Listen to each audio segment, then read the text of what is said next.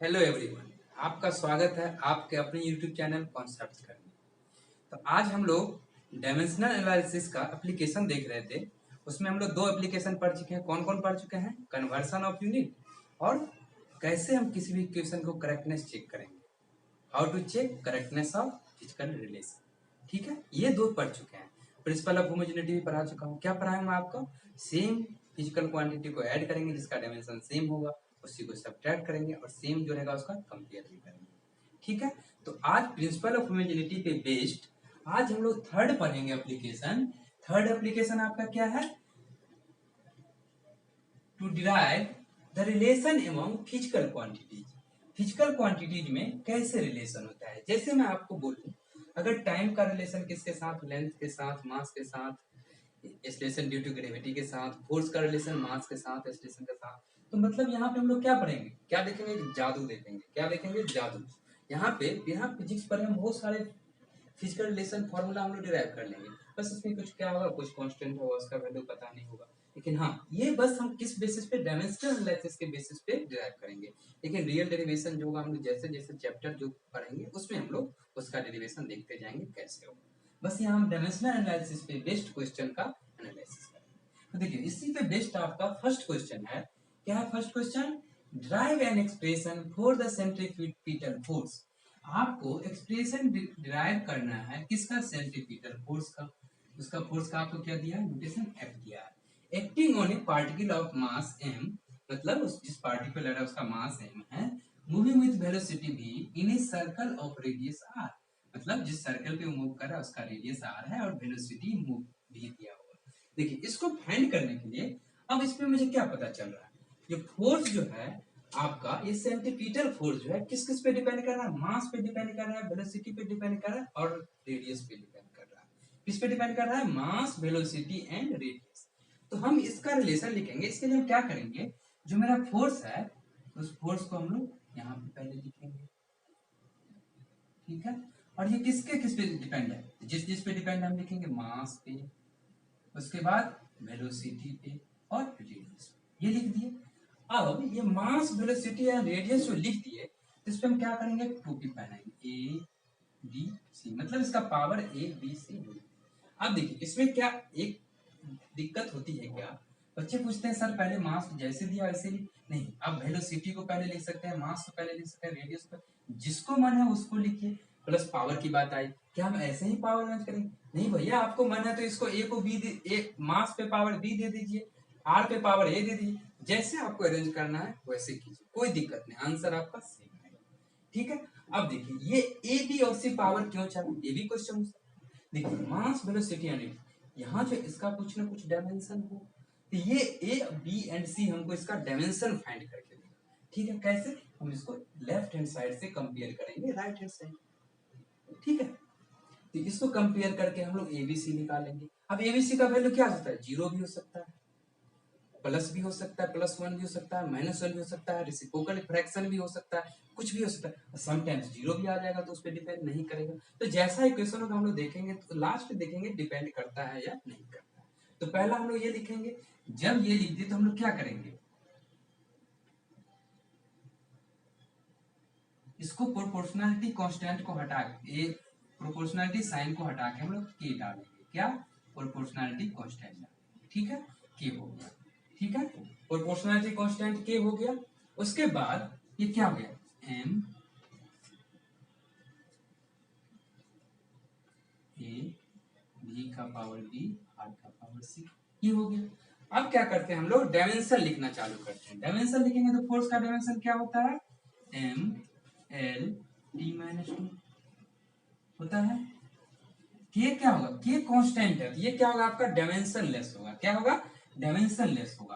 तो के का डायमेंशन कितना? M zero, L zero, T zero, क्या एक तरह से वन हो गया, इसको हम लोग वन लिख सकते हैं ना। उसके बाद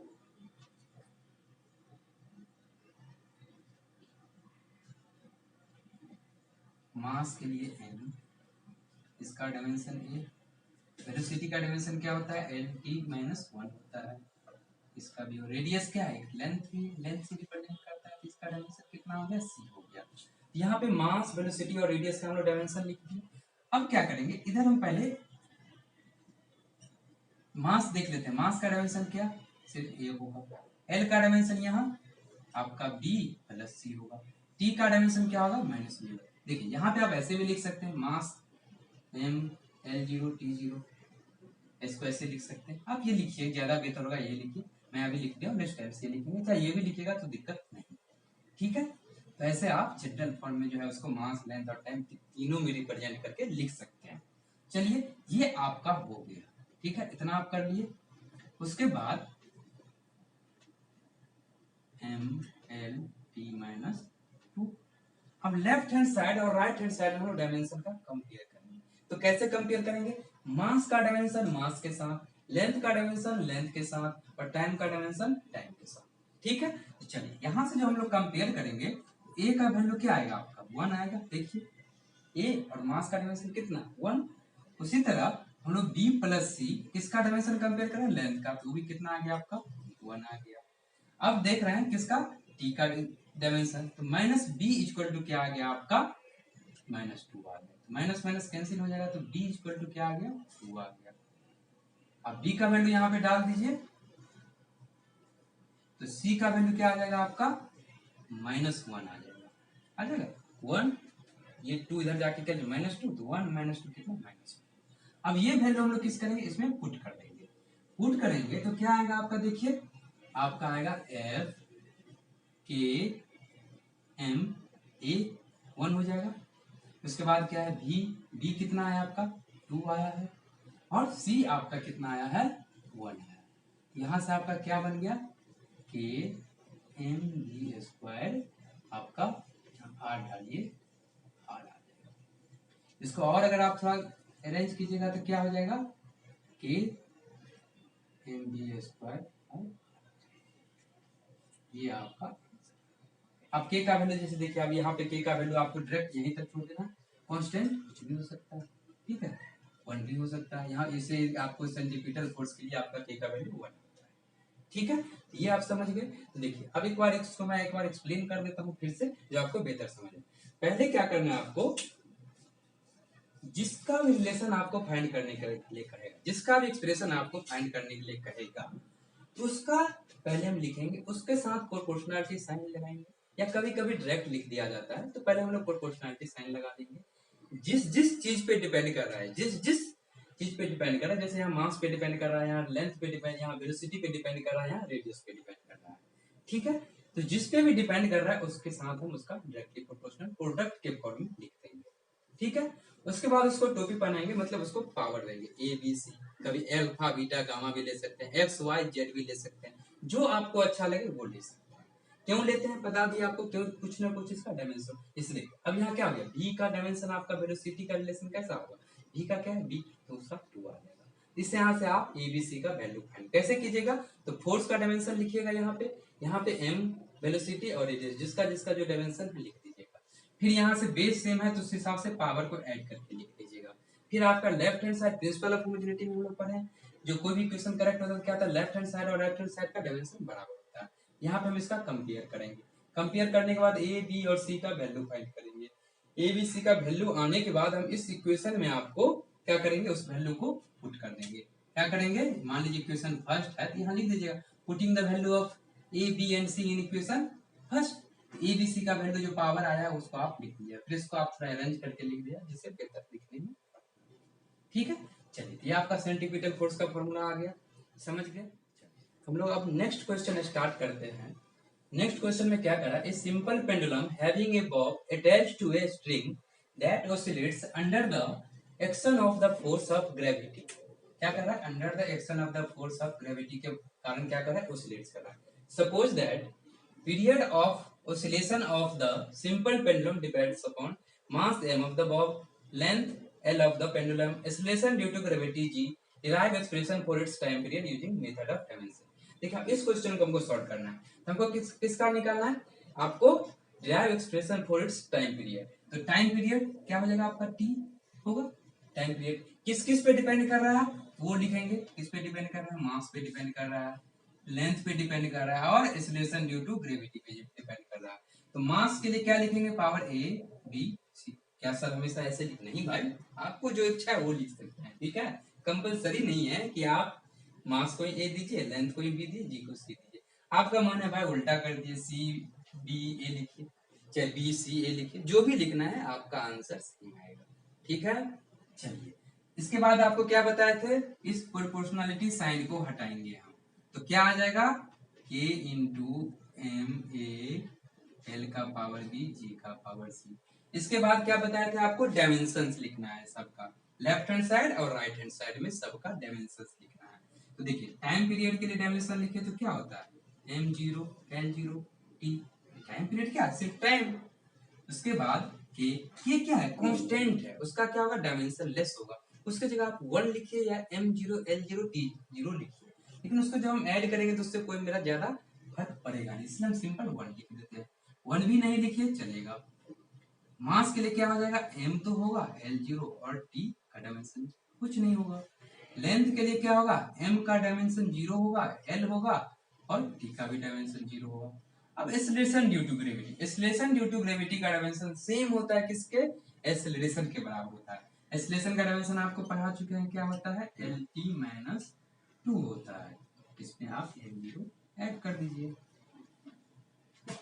m0 l t माइनस 2।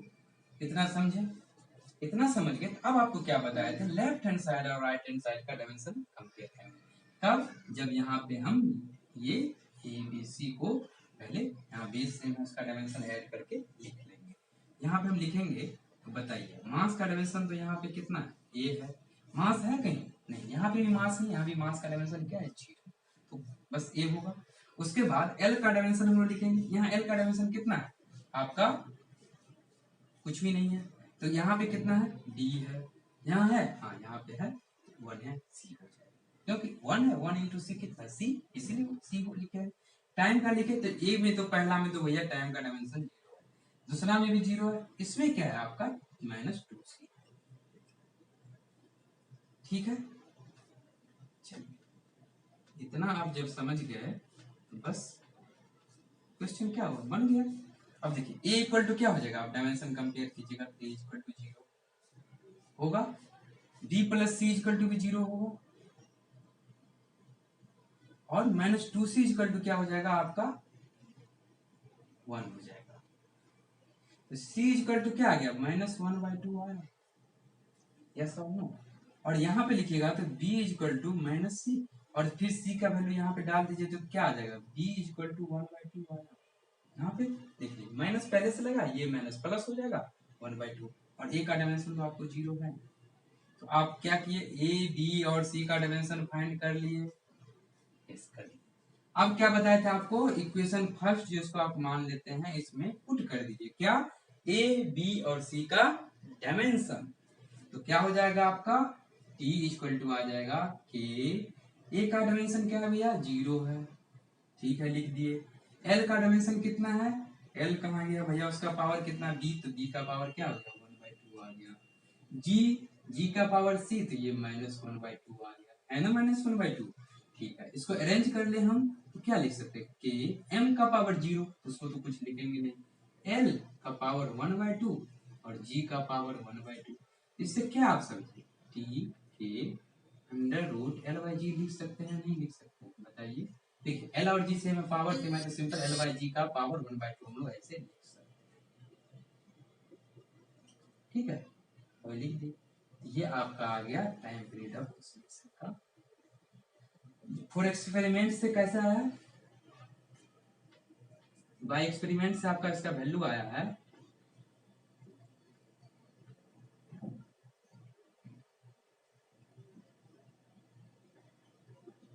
के का वैल्यू आपका क्या आता है, 2 पाई आता है, तो टाइम पीरियड ऑफ ऑसिलेशन का क्या हो जाएगा, 2 pi under root L by.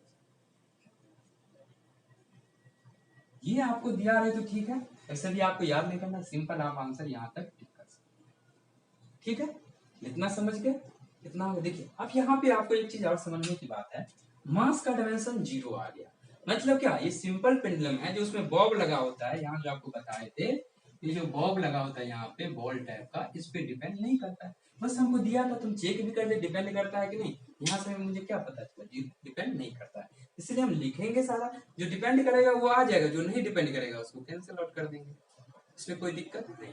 तो क्या होता है, कभी डिपेंड करेगा भी, नहीं भी करेगा। देखिए यहाँ पे माइनस भी आया है, फ्रैक्शन में माइनस आया, फ्रैक्शन में प्लस आया, जीरो भी आया है, कभी आपका सिंपल +1 आ सकता है, +2 आ सकता है, इसलिए हम ये देखते हैं, उससे हमको पता चल जाता है उसका। क्वेश्चन हम लोग देखते हैं, a planet moves around the sun is nearly circular orbit, its period of revolution,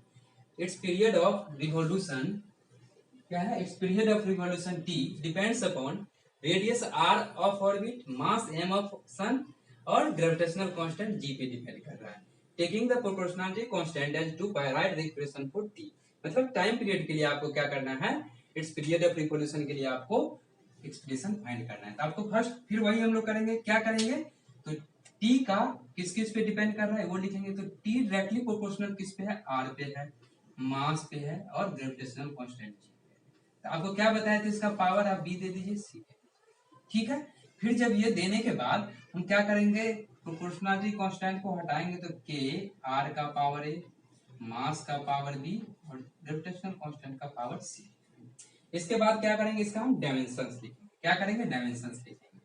तो डायमेंशंस लिखेंगे तो क्या हो जाएगा, इसका तो होगा m0 l0 t हो जाएगा, k का डायमेंशन क्या कांस्टेंट है 2, तो क्या हो जाएगा डायमेंशन लेस 1 हो जाएगा। हम r का डायमेंशन लिखेंगे तो क्या लिखेंगे, m0 l t0। मास का डायमेंशन लिखेंगे तो मास का डायमेंशन तो आपका सिंपल हो जाएगा m l0 t0। अब देखिए ग्रेविटेशनल कांस्टेंट का डायमेंशन आपको फाइंड करना, एक बार बता देते हैं, वैसे आप देख सकते हैं, इससे पहले मैं कर चुका हूं।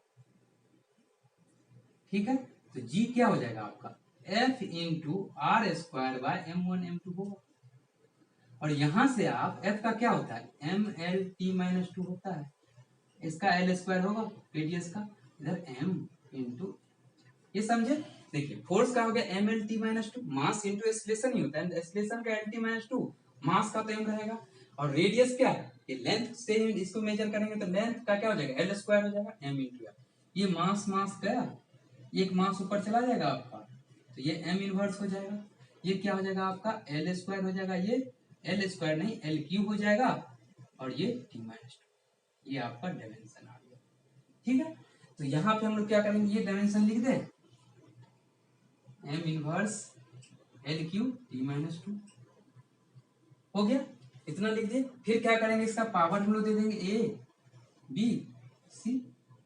अब इसका पावर को हम लोग क्या करेंगे, पहले ऐड करेंगे। ठीक है, तो मास देखेंगे यहाँ पे 0, यहाँ पे आपका b होगा, यहाँ पे -c होगा, तो मास का पावर आपका क्या हो गया, आपका b माइनस सी हो गया, हो गया b माइनस सी।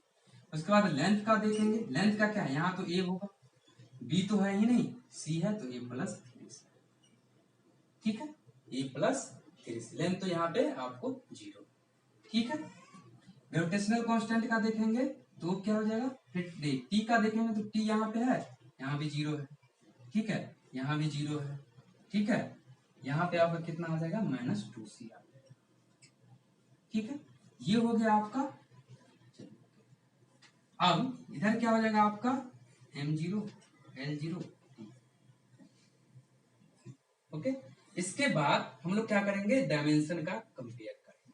देखिए b minus C equal to आपका क्या आएगा 0, a plus 3c equal to क्या आएगा आपका 0, -2c इक्वल टू क्या आएगा आपका 1, तो c इक्वल टू क्या हो गया -1/2 हुआ, c इक्वल टू 2 -1/2, यहाँ से क्या हो जाएगा b इक्वल टू c हो जाएगा, तो c का वैल्यू फिर यहाँ पे डालिएगा तो ये भी क्या आ जाएगा आपका b इक्वल टू ये क्या आ जाएगा -1/2। अब किसको हमको a फाइंड करना है, तो a इक्वल टू क्या आ जाएगा -3c होगा, तो -3 इंटू -1/2 क्या हो जाएगा आपका 3/2 होगा। c का डायमेंशन आपका क्या हो गया 3/2 हो गया। ठीक है, तो c का डायमेंशन, अब क्या करेंगे, ये सब यहाँ पे हम लोग इक्वेशन फर्स्ट में फिर वही पुट कर देंगे। चलिए अब हम लोग देखते हैं इसको पुट करने के बाद क्या होगा। तो t इक्वल टू क्या है k, मास का देखिए r का कितना आया है 3/2, c r का पावर क्या है आपका, यहाँ पे a हो जाएगा। ठीक है, c नहीं a हो। ठीक है, तो r का क्या हो जाएगा, आपका 3/2 हो जाएगा। यहाँ पे सही करिए, यहाँ पे ए का वैल्यू निकाले थे ना, इसीलिए ए हो जाएगा। ठीक है, तो आर का पावर 3/2, मास का पावर क्या बी लिखे हैं, तो बी क्या है -1/2, जी क्या है सी, ये भी -1/2। इसको अगर हम फिर अरेंज करके लिखना चाहें तो क्या हो जाएगा, आर क्यूब का पावर 1/2 लिख सकते हैं। उसके बाद क्या हो जाएगा, जी का पावर 1/2 और एम का पावर भी 1/2। ऊपर माइनस में था, नीचे आ गया तो प्लस में हो गया। इसको हम और क्या लिख सकते हैं, equal to K into are cube by जी। और आपका कांस्टेंट का वैल्यू कितना है, 2 पाई दिया हुआ है। टी इक्वल टू क्या हो जाएगा, 2 pi under root R cube by G. ठीक है, ये आपका फॉर्मूला डिराइव हो गया। ठीक है, तो आप क्या किए, एक्सप्रेशन आपका टेम्पलेट आ गया। बस वही करना है, जो दिया जिस पे डिपेंड दिया वो लिखना है, उसका पावर लिखना है, फिर उससे हम लोग जो रिलेशन आएगा उसको फाइंड करेंगे। ठीक है, यहाँ पे वही प्रिंसिपल ऑफ होमोजेनिटी का कॉन्सेप्ट लगता है। चलिए ठीक, देख लिए, इसका आप लोग स्क्रीनशॉट लेना चाहते हैं तो ले लीजिए या नोट डाउन कर लीजिए, सबसे बेहतर रहेगा। और पहले जो है सो मेरे सॉल्व करने से पहले आप लोग क्या कीजिएगा, खुद सॉल्व कीजिएगा, वीडियो पॉज करके, उसके बाद सॉल्यूशन देखिएगा। नेक्स्ट क्वेश्चन की ओर चलते हैं। तो नेक्स्ट क्वेश्चन क्या है, if speed v, acceleration a and force f are considered as fundamental units. देखिए, इससे पहले हम लोग फंडामेंटल यूनिट्स किसको कंसीडर करते थे, मास, लेंथ, टाइम। यहाँ पे आपको दे दिया fundamental units v, velocity speed दे दिया, एक्सीलरेशन दे दिया, फोर्स दे दिया। मतलब अब जो रिलेशन आएगा यंग मॉडुलस का, तो उसमें फंडामेंटल, आपका फंडामेंटल यूनिट जो मास, लेंथ और टाइम जहाँ पे आता था, वहां पे क्या आएगा, वेलोसिटी आएगा, एक्सीलरेशन आएगा, फोर्स आएगा। वेलोसिटी स्पीड मेनली है यहाँ पे दिया हुआ, इसमें आएगा। ठीक है, तो हम लोग अब फिर वही करेंगे, क्या जो करते आए हैं। क्या लिखेंगे यहाँ पे, यंग मॉडुलस डायरेक्टली प्रोपोर्शनल किसका, v का, एक्सीलरेशन का और फोर्स का। इसका पावर कितना हो जाएगा आपका, इसका पावर होगा आपका, लेंगे हम लोग ए बी सी, ले लिए। देखिए अब हमको क्या है, अब इसके बाद हम लोग लिखेंगे y equal to K into B A B F C. ठीक है, अब फिर यहाँ पे हमको क्या करना पड़ेगा, डायमेंशन डालना पड़ेगा सबका।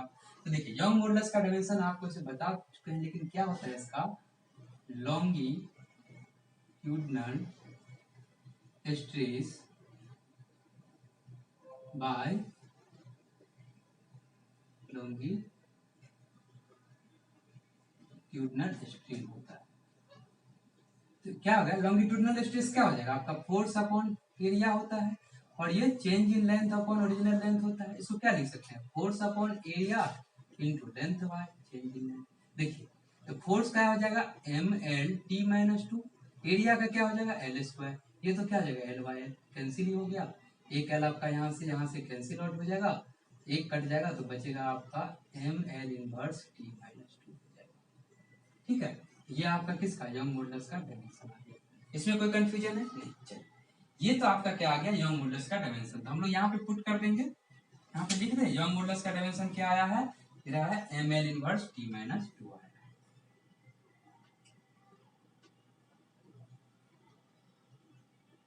ठीक है, फिर के, वेलोसिटी का डायमेंशन स्पीड, स्पीड और वेलोसिटी का डायमेंशन सेम ही होता है, तो m0l/t-2 होगा।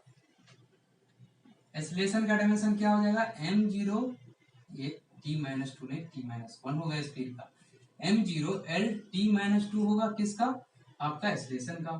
फोर्स का क्या हो जाएगा, ml/t-2 हो जाएगा आपका किसका, फोर्स का। इतना समझ गए, डायमेंशन लिख दिए हम। अब वही फिर क्या करेंगे, पावर को, जिसका बेस सेम है उसके पावर को ऐड करेंगे। देखिए यहाँ पे तो मास 0 है, यहाँ भी मास 0 है, एक्सीलरेशन में मास 0, फोर्स में होता है, तो क्या हो जाएगा आपका m का पावर c हो जाएगा। ठीक है, देखिए यहाँ l तो है, तो l के लिए a होगा, यहाँ भी l है प्लस b हो जाएगा, यहाँ भी l का पावर 1 है तो प्लस c। टाइम के लिए देखते हैं, यहाँ पे कितना माइनस a है तो माइनस a, -1 है तो माइनस a हो जाएगा, यहाँ पे आपका -2 भी हो जाएगा, यहाँ पे आपका -2c हो जाएगा। ठीक है, इतना समझ गए। चलिए अब इसका हम लोग कंपेयर करेंगे इससे, ml−t-2। ठीक है, कंपेयर करना चालू करें तो क्या आ जाएगा आपका, जब कंपेयर कीजिएगा तो आपका आ जाएगा C इक्वल टू 1 आएगा। देखिए मास का डायमेंशन इधर कितना, लेफ्ट हैंड साइड और राइट हैंड साइड के डायमेंशन को हम लोग क्या करेंगे, कंपेयर करेंगे। तो C इक्वल टू 1 आ गया। उसी तरह फिर क्या आ जाएगा, A plus B plus C equal to कितना है, -1 है। उसी तरह फिर क्या आ जाएगा, -A minus 2B minus 2C, इधर कितना है, -2, ये आपका -2। इतना समझ गए। चलिए अब फिर हम लोग यहाँ से देखते हैं, माइनस कॉमन ले लेंगे तो क्या आ गया, A plus 2B plus 2C equal to 2 हो जाएगा। C का वैल्यू हम लोग कितना डाल दें, 1 डाल दें यहाँ पे, तो क्या होगा A plus 2B plus 2 into 1 equal to 2, ये 2 उधर जाएगा तो 0 हो जाएगा, तो क्या होगा A plus 2B equal to 0, तो क्या हो जाएगा आपका A इक्वल टू -2B होगा, A इक्वल टू -2B हो जाएगा ना। ठीक है, यहाँ हम लोग देखते हैं A प्लस B, C का वैल्यू कितना है, +1 इक्वल टू -1, तो A plus B equal to कितना हो गया, -2 हो गया। 1 इधर जाके ऐड हो जाए, कितना क्या होगा, -1 होगा, तो -2 हो गया।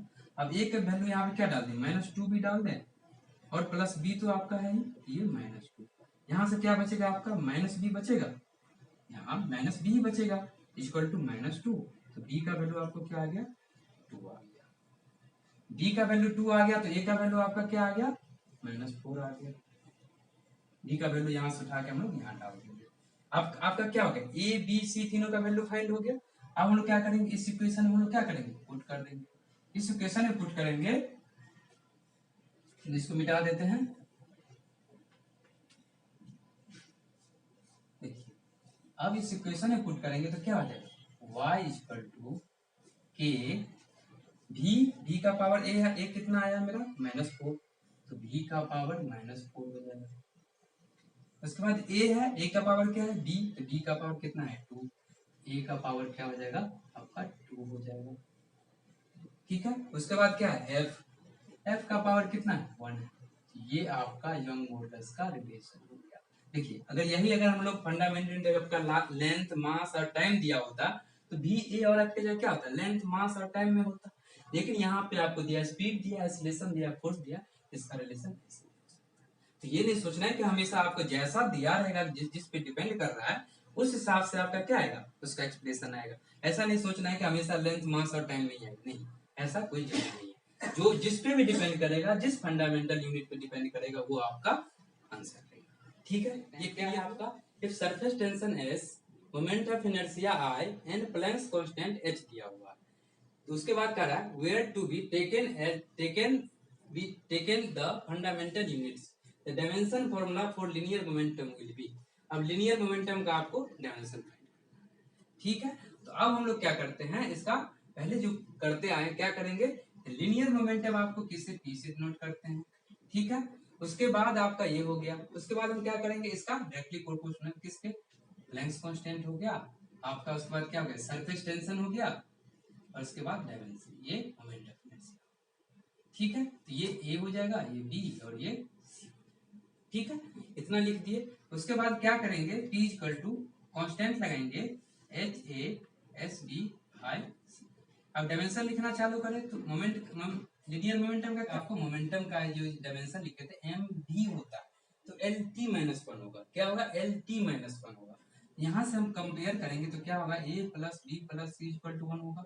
चलिए 2A प्लस 2C कितना हो जाएगा आपका, 1 होगा।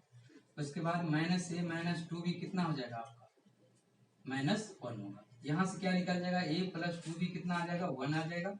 यहाँ से क्या होगा, A plus C equal to 1/2 हो जाएगा।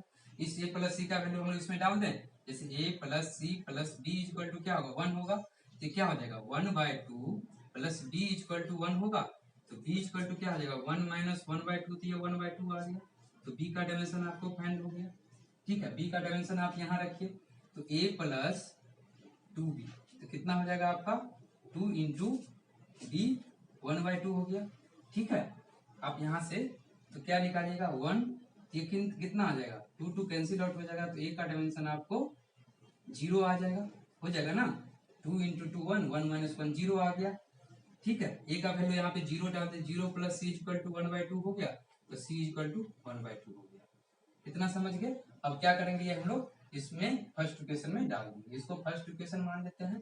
तो क्या हो जाएगा, मोमेंटम का जो रिलेशन हो जाएगा k इंटू एच, कितना है, h का पावर a है, a का पावर 0 है, तो h का पावर 0। उसके बाद क्या है, सरफेस टेंशन, सरफेस टेंशन का पावर कितना है b, तो b कितना है 1/2। और ये आपका क्या है, moment of inertia, moment of inertia का पावर कितना हो जाएगा 1/2। ये आपका हो गया डायमेंशन किसका, मोमेंटम का एक्सप्रेशन आप लोग फाइंड कर सकते। ठीक है, इतना समझ गए।